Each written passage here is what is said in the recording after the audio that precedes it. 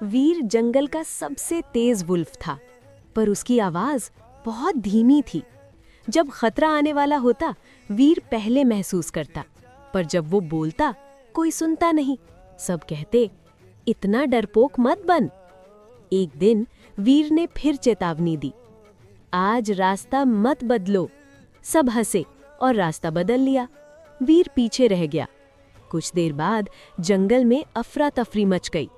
खड्डा था, गहरा, कई जानवर फंस गए। अब सब चिल्ला रहे थे। वीर पहुंचा, उसने रास्ता दिखाया, एक एक को बाहर निकाला। आखिर में वीर खुद उतरा, लेकिन तब तक रास्ता बंद हो चुका था। ऊपर से आवाज आई, वीर रुक जा। वीर ने ऊपर देखा, पहली बार सब उसे सुन रहे थे। वो बस मुस्कुराया, अब सुन रहे हो, थोड़ा देर हो गई।